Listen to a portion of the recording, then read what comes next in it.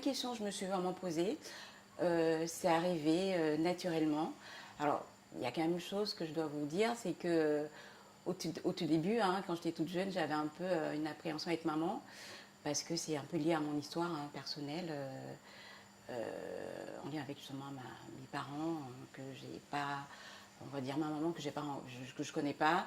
Donc voilà, c'était une situation qui était source un peu d'angoisse pour moi et je me questionnais vraiment sur ma capacité à être maman.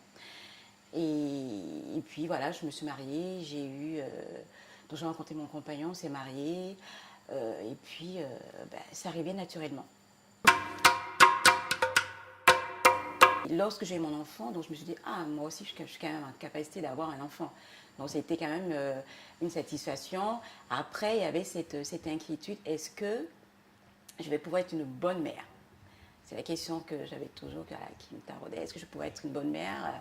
Est-ce que je vais pouvoir bien m'occuper de mon enfant? Et puis, bon, je me suis appuyée aussi sur cette double culture hein, que j'ai acquise ici en France. Parce que, en fait, moi, je ne suis pas née en France. J'ai grandi en Afrique, j'arrive en France, j'étais déjà majeure.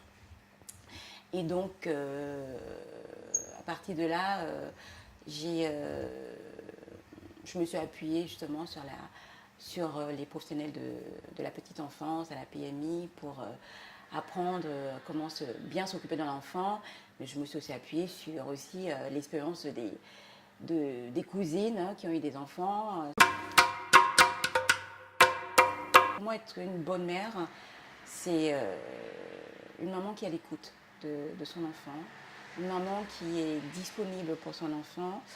Il faut quand même s'octroyer des temps personnels, hein, parce que ce n'est pas parce qu'on est maman on va consacrer toute sa vie que sur son enfant. Enfin, ça c'est mon point de vue. Je pense que c'est aussi important de de s'octroyer des temps personnels pour aussi s'oxygéner, s'aérer et puis voir des choses un peu plus, voilà, se projeter différemment, quoi. Ne pas être que dans le rôle de. Oui, je vais dire que cette confiance, je l'ai acquise vraiment au, quand j'ai eu mon premier. Et voilà, la relation que j'ai pu avoir avec mon enfant m'a aussi conforté justement dans ma capacité à être une bonne maman, quoi, une bonne mère. Et ça a été pour moi, ça m'a aidé pour la deuxième. Ils me disent que je suis une maman très douce, une maman qui est parfois exigeante, parce que cette variété, cette diversité culturelle m'amène à éduquer mes enfants aussi en prenant en compte ces doubles cultures que j'ai. J'ai jamais eu de relation avec ma mère. Donc justement, c'est pour ça que j'avais cette appréhension, ces craintes, parce que on se construit aussi à travers ce regard maternel. On apprend aussi, comme ça, moi j'ai appris à travers l'observation de ce que j'ai vu auprès des cousines, mais j'ai pas eu de relation avec ma maman. Alors, dans la culture, par exemple, camerounaise, on va être plutôt dans une approche où la, la maman est assez directive. Hein. Et il faut vraiment poser un cadre. Hein. Il y a un cadre vraiment où on est vraiment dans l'action. Il faut être tout le temps dans l'action avec l'enfant. Il faut, voilà, il faut être ferme, parfois très ferme avec un enfant.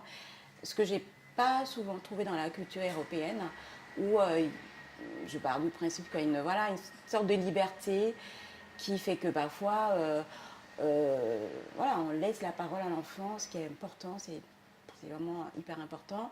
Et, mais parfois, j'ai parfois l'impression qu'il voilà, y a trop de liberté qui fait qu'à un moment, on n'arrive plus à cadrer. Et donc, ce qui fait que moi, j'arrive à associer les deux. Que j'apprécie beaucoup, c'est lorsque je fais des activités culturelles avec mes enfants. Ça peut être les voyages, lorsqu'on voyage, lorsqu'on va à l'étranger, lorsqu'on va au musée, lorsqu'on fait vraiment des activités culturelles où voilà, on arrive à échanger, où voilà, il va y avoir aussi beaucoup de questionnements, parce que aussi j'apprends avec mes enfants sur certaines choses, à travers la culture aussi, et ça suscite un débat avec mes enfants, et ça, je trouve ça